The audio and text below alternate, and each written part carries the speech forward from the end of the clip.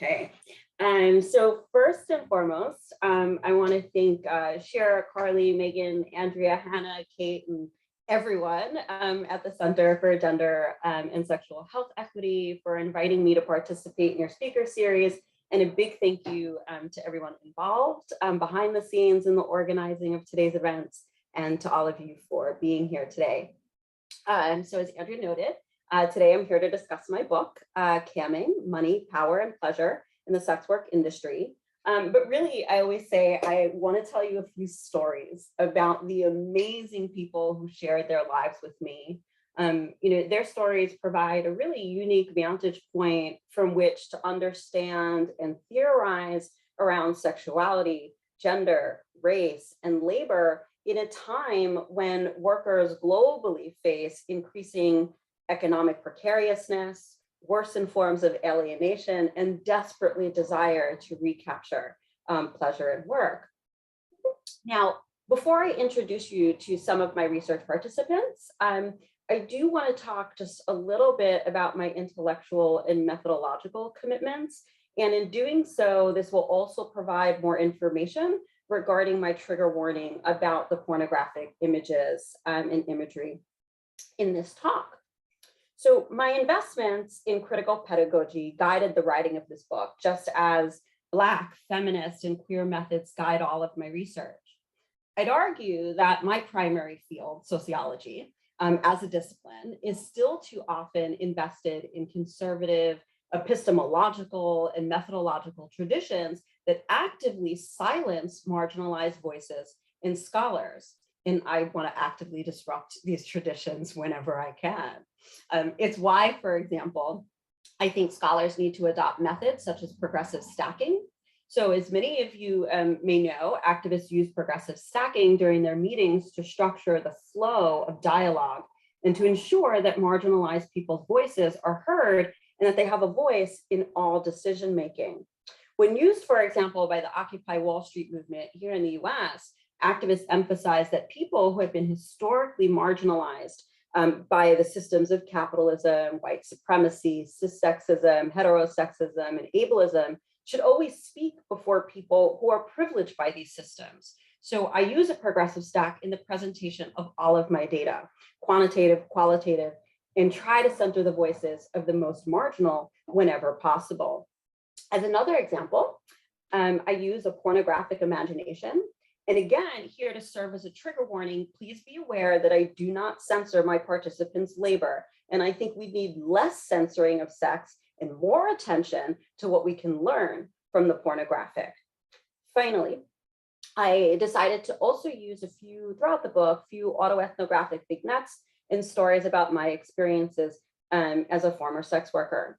And because I think, autoethnography as a method can help us push back against positivist sciences that too often, in my opinion, silence Black and other people of color, poor people, trans people, and people such as sex workers whom society too often sees as deviant and whose voices are deemed as invalid.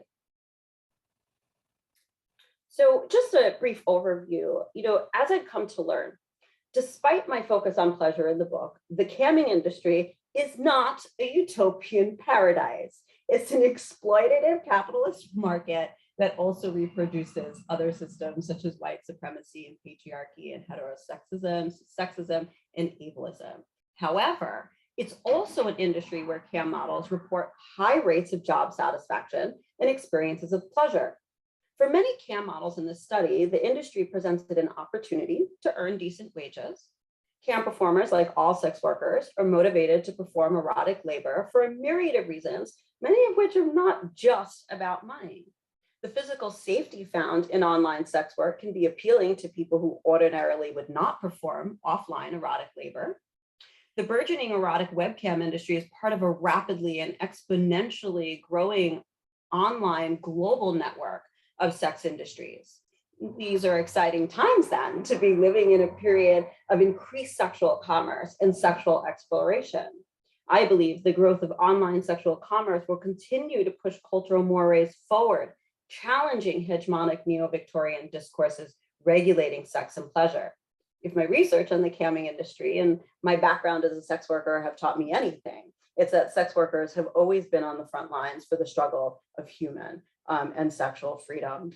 And so here, without any further ado, here are some of the folks that I learned all of this from. So let's start with Tiffany. Tiffany began working as a cam model in 2015. She strategically brands herself in the ebony category on cam sites and makes approximately, at the time, $1,200 a month. Tiffany is one of many cam models throughout the world who work in what's called a camming studio. Now, while many cam models broadcast on cam sites from home, many also work in spaces owned by sex entrepreneurs called studios. So physical studios, most prevalent in places like Colombia and Romania, are buildings that have individual rooms for models to cam, equipped with a computer, HD webcam, and quality lighting. Studios are popular in regions where access to technology is generally limited. While many advertisements make camming seem accessible to all, the reality is that many people around the world do not have access to stable internet connections at home, and many do not have the money for proper lighting, a computer, and a webcam. So studios tend to be most appealing to people who don't have access to these resources, or frankly, like Tiffany, to private spaces in which to work. Also, this market privileges white bodies and native English speakers, especially from the United States. English is the dominant language used in the industry, and global white supremacy also means that white cis men from the West are often unwilling to communicate with cam models who don't speak English well. Thus, in places such as Colombia and Romania, the studio provides cam models English classes, among other forms of support. And so when Tiffany and I were talking about studio work, she says, well, I'm gonna be honest, there are a lot of pros and cons to working for a studio. The pros of working for a studio is you have a space. If a guy wants to be a creep and wants to check out your IP address and just be all types of weird, he'll find the studio. He won't find your actual home. I can say that I felt safe. I like being around other girls who are doing this. It kind of helps giving tips and tricks. What the hell? It's a slow ass night. Let's go talk. The cons, I mean, they be taking a lot of our money, and that sucks. Every time I make $100, I only get 20 out of it. That sucks. And them owning my name. So if I want to start over, I have to make a whole new account, right? I couldn't take my name with me, and that sucks. So working for a studio provides cam models with an added layer of safety. So while cam models like Tiffany have found community on camming and enjoy their work, camming is still an exploitative capitalist industry. As Tiffany explains, again, if she makes $100, the campsite's going to take half, then the studio takes a cut, and out of the 100, what has she got? 20 bucks. And also, if she leaves the studio, she can't take her stage name with her. So if she separates from the studio, she'll need to cam under a new manufactured identity, and she could lose her following. Let me introduce you to Adeline. When we spoke, Adeline had been camming for 2.5 years and was making about $1,500 a month. Adeline is one of many trans women I spoke with who talked to me about the difficulties of finding work as a trans feminine person. Trans women face multiple forms of discrimination in the economy and society at large, and as a result, were the group most likely to begin camming purely out of economic necessity. Camming provides a relatively stable source of income in a safe environment for people who face rampant and legally sanctioned discrimination in the economy, as well as other institutions. So while Adeline and I talked about dealing with trans exclusionary campsites and transphobic trolls, we also spent significant time discussing what she saw as the benefits of this work. So camming as a pathway to affirmation was a popular refrain from cam models with a range of non-normative embodiments. In the chapter on kink, Adeline and I talked about how camming was a way for her to explore her sexuality, affirm her gender, and experience gender euphoria. Gender euphoria is defined as, quote, a profound sense of elation one feels when stereotypical gender roles are disrupted through a self-conscious or unconscious act of subversion, and a temporary yet euphoric sense of cultural release occurs. I didn't really realize that I was like a sub. So the whole submissive BDSM thing developed from camming.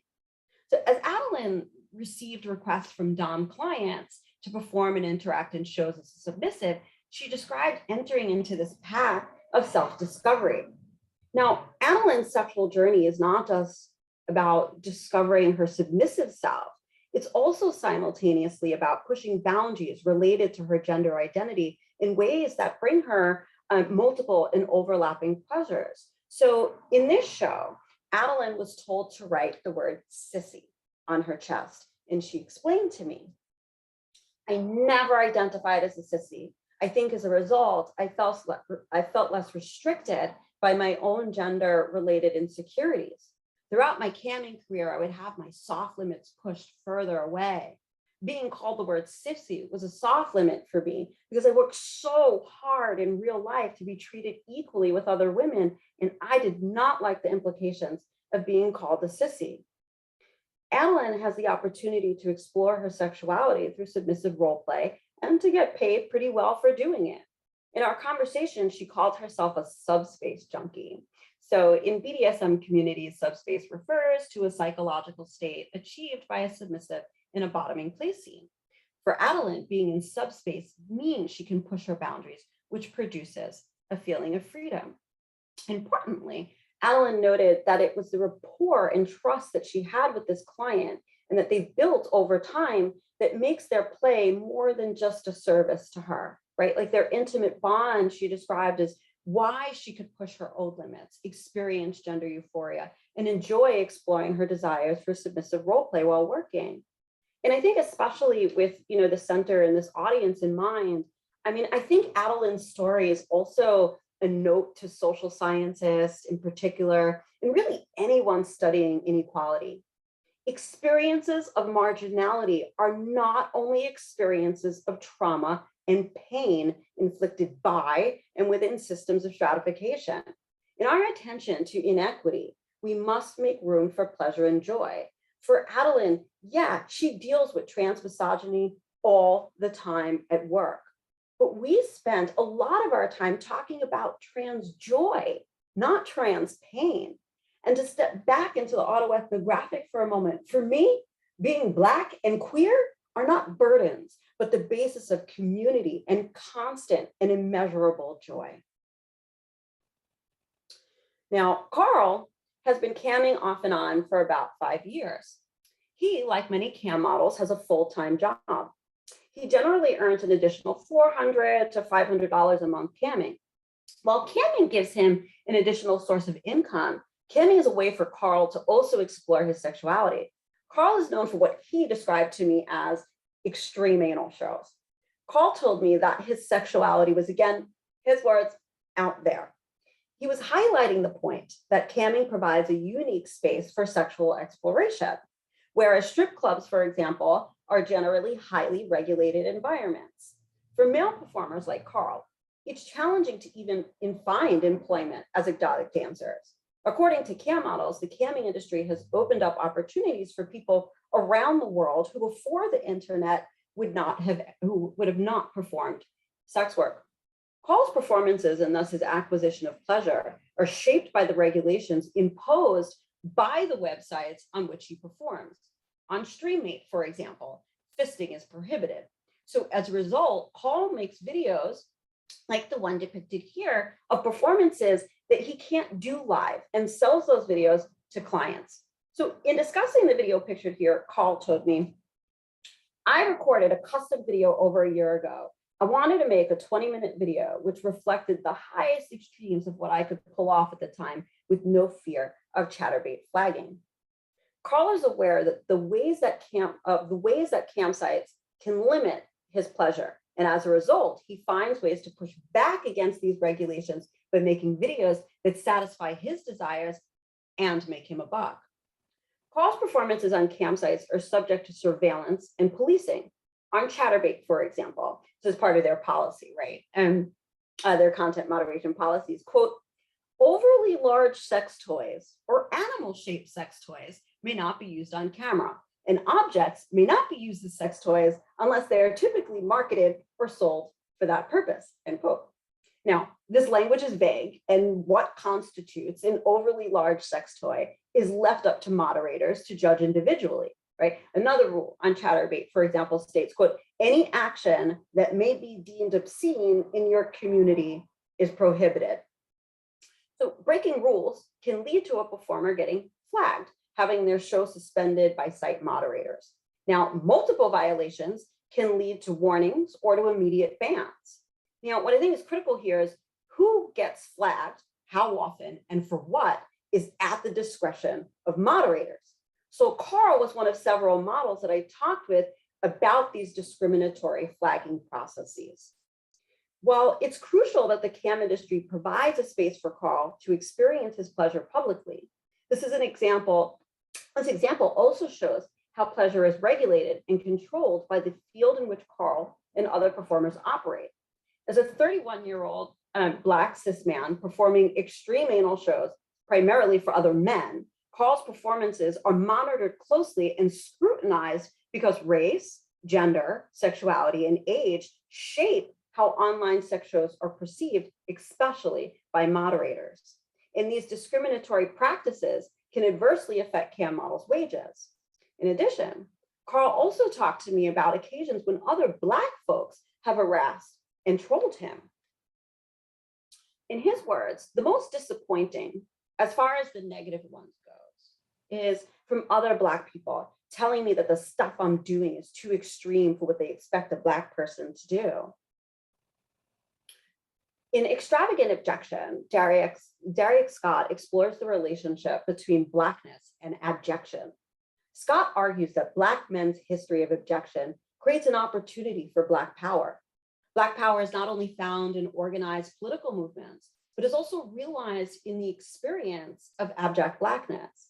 Scott examines the ways that Black men's bodies have been assaulted and raped within the overlapping systems of white supremacy and capitalism.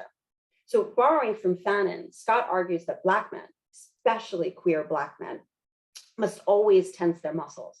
They must always be on the defense, on high alert, expecting their bodies to be policed and subjected to violence. Now, the metaphor of tense muscles that both Fanon and Scott use relates to the pornographic images of Carl fucking the tense muscles in his pulsating anus. There is power in abjection. And while Scott often seems skeptical about the pleasure found in Black abjection, he no doubt recognizes the potential for that pleasure. Tense muscles, Carl's fist, Carl's butt plug, all may become, quote, in Scott's words, a way in which the colonized knows and resists his historical subjugation. Carl is bottoming, and through his pornographic imagination and bottoming performances, he derives power and pleasure from sex acts that some people may see as humiliating or perhaps even violent.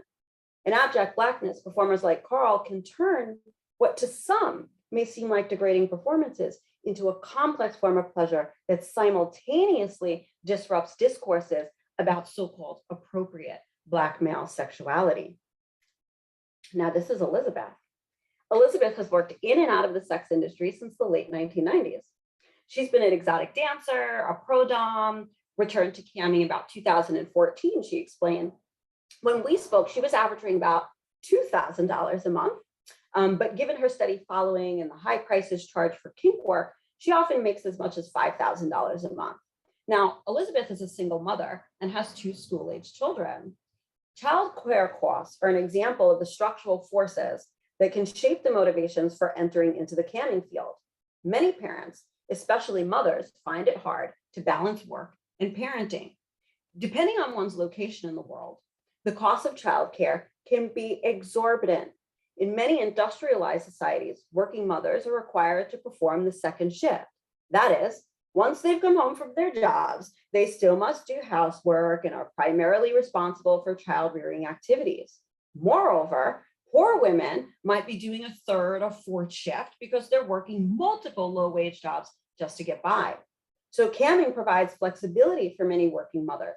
For decades, here in the US, for example, the mainstream press is publishing stories about how women can have it all, the career, the family, and all it requires is that they learn how to balance work and family strategically. But here's the problem. The work-family balance narrative is a lie. there can't be any balance under patriarchy and capitalism, period. It's no surprise to me that not one of the men in my sample or on the web forums I examined discussed flexible parenting as a motivation to cam. For the mothers I spoke with, like Elizabeth, they can because it enables them to become more available parents. Elizabeth rhetorically says to me, why did I do this sooner? I'm making 10 hours what I would have made working 40 hours, slaving my ass off, begging for time off to go see my kids' Christmas concert. Like, why the fuck, why, right? And it's funny because a lot of people would look at me as, oh, she's a bad mother, she's a sex worker. It's like, are you kidding me? I'm doing this for my family. Many cam performers who are also parents were drawn to camming so that they could be better parents. Camming allows many parents to make money while having more time to spend with their children and save money on childcare expenses. So in the book, I argue that economically determinist theories of motivation for entry into sex work are certainly a much needed corrective to the discourses of trafficking or psychological theories. However, even economically determinist theories are limited.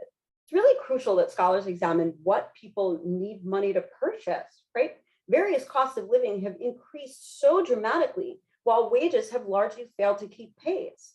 So in the book, I also highlight the stories from performers regarding the cost of education, especially in non-socialist democracies, and how the market demand for college degrees in industrialized nations is a factor why some people choose to cam.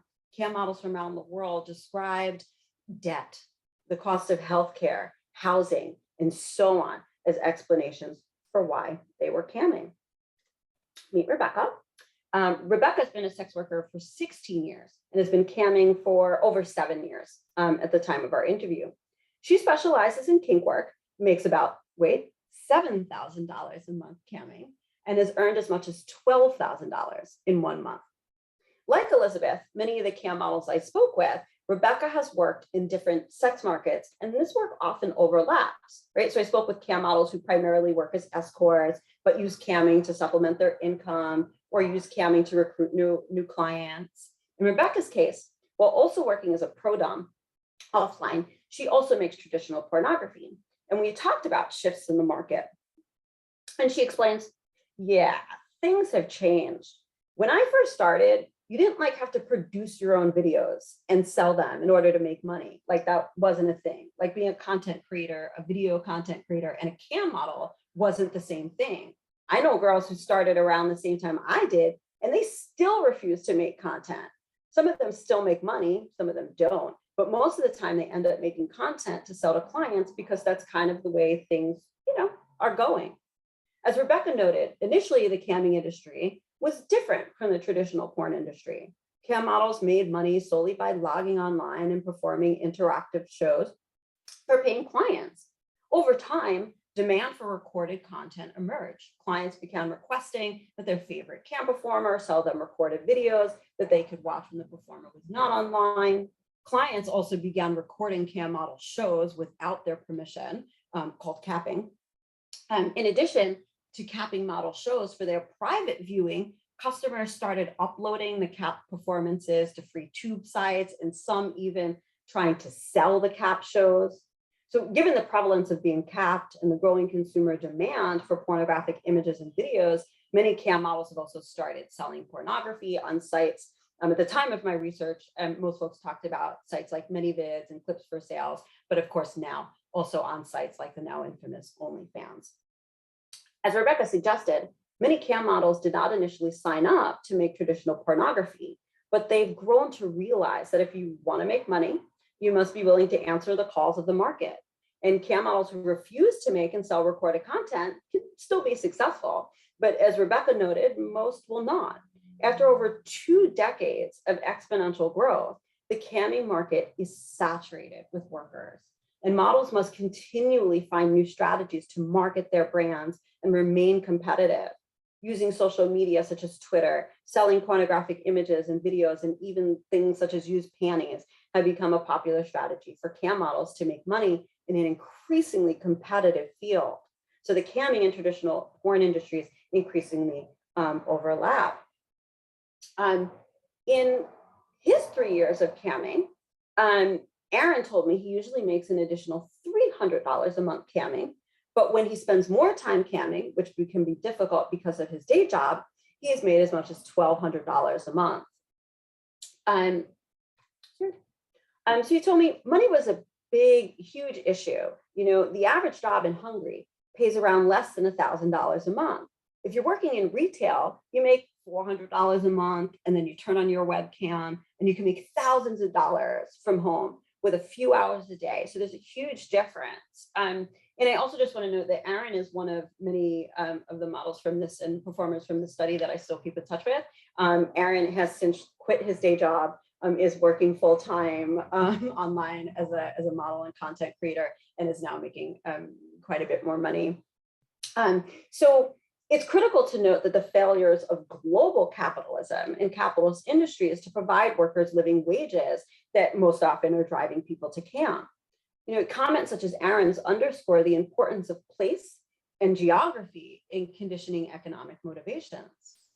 When I spoke with Aaron, we also talked a lot about masculinity and embodiment. And so for male models, there's an expectation that their bodies be lean and muscular. Aaron and I discussed his tattoos, pictured here, and the ways that his tattoos help him market himself to clients who are very focused on young and muscular, super hyper masculine bodies.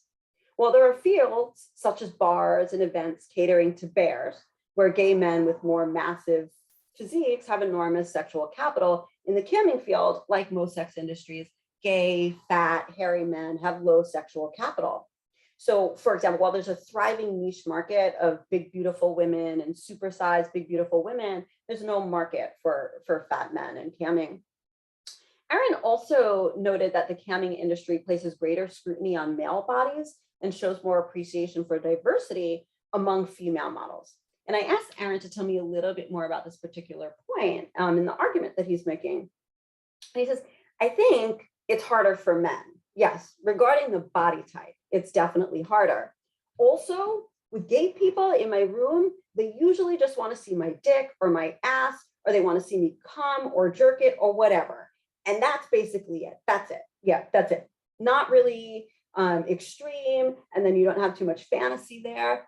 But with the girl performers, you have, I don't know, you could write a whole book just with the names of fetishes and the kinds of requests people are asking. So according to Aaron and several other cis men that I spoke with, gay sexual scripts often mean that male clients request a limited repertoire of sex acts and often focus on immediate gratification, as in the client who enters his room and immediately demands to see his dick, right? These scripts can adversely affect the earnings of male cam models. Cis men often expressed to me that they felt pressured by clients to do what I call in the book, drop, pop, and roll, right? So while many clients want to talk and develop intimate bonds with performers, many of the men with whom I spoke suggested that masculinity shaped their performances of sex in different ways from how femininity was shaping the performances of their female peers. So male performers face what Michael Johnson has called the ejaculation imperative. In the sexual field of camming, US-centric discourses of masculinity shape this imperative to drop, pop, and roll. So aggression, right, characterizes hypermasculine sexual scripts. The performance of sex is not a slow or romantic encounter. Performing masculinity diminishes the pleasure that many male cam performers experience while performing sex online. Moreover, hypermasculine gendered scripts can have an adverse effect on wages. A key finding in my research is what Mears and Connell, call display industries, that the gendered pay gap is inverted, right? So women's wages far exceeded men's. While trans women on average earned about $1,000 a month, cis women $1,250 a month, cis men in the sample only averaged about $350, right? So it's critical that in my sample, while not representative, trans women made almost as much as cis women, but what I explore in the book is how trans women's experiences of this work are qualitatively different, even if their wages are similar to cis women's. One explanation for the inversion of the traditional gendered wage gap is that there is simply a higher market demand for sexual services performed by women than men. However, what I also show is that this wage gap is also a reflection of the gendered and racialized sexual scripts that performers draw on in creating manufactured identities and performing in this field. So in performing masculinity and adhering to gay sexual scripts, male cam models are at a disadvantage. Think of it this way. If a performer does a private show at, I don't know, $3.99 a minute, a male performer who's instructed to only jerk off to climax will make less than a female performer who has a lengthy conversation and a striptease long before she even touches her genitals. Also, the camming field values what I call in the book embodied authenticity, and women's performances are more likely to be read as authentic, unlike those of cis men who are often caught up in this gay for pay stigma and seen as deceitful performers only out to make a buck. And this finding is really in line with popular cultural imagery that seems to fetishize female bisexuality and at the same time mistrust and demonize male bisexuality. It's also a crucial finding that in display industries that they're currently the only markets where women out earn men. What does it suggest? That if the only industries in which the only industries in which women have advantages over men are industries in which women must display their bodies. On the one hand, this situation reifies the idea that women's most significant and only assets are their bodies and beauty, which is sexist. However, the performances women provide clients are not just the source of decent wages. These shows in many cases also empower women and provide them with pleasure. Thus, there's absolutely nothing wrong with women using sexual capital, just as they would use economic, social, symbolic, or cultural capital. And finally, this is our last performer, and finally meet Ronnie. Ronnie started doing porn when he was 19.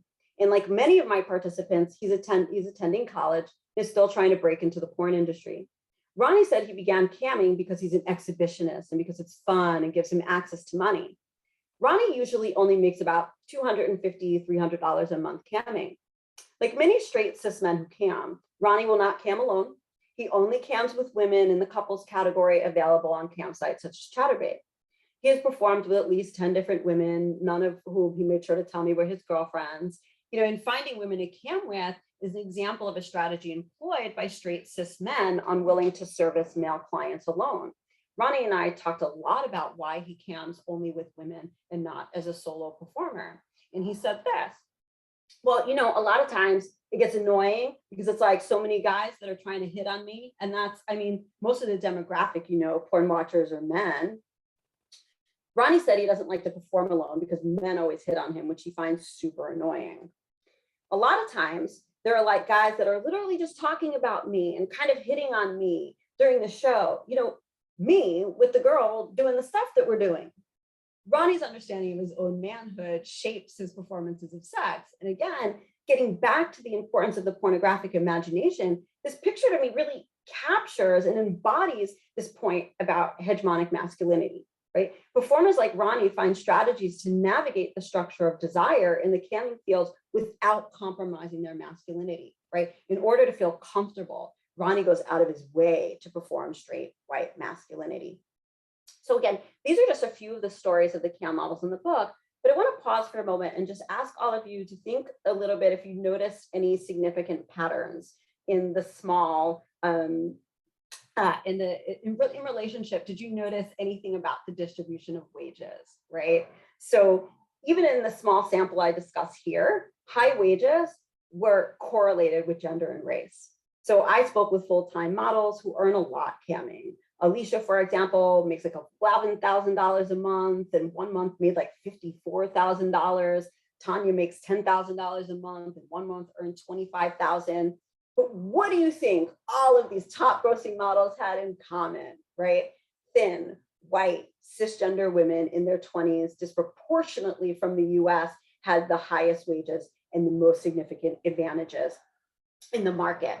So while advertisements like these tell cam models that they can earn $10,000 a week, for most cam models, Horatio Alger dies hard. Cam models' identities affect both their experiences of camming and their wages. So again, far from a feminist, queer economic utopia, the camming industry provided decent wages to workers in the sample, but the industry still operates via and reproduces the same inequities that exist in any capitalist marketplace. And also, here is what I learned from talking to CAM models around the world.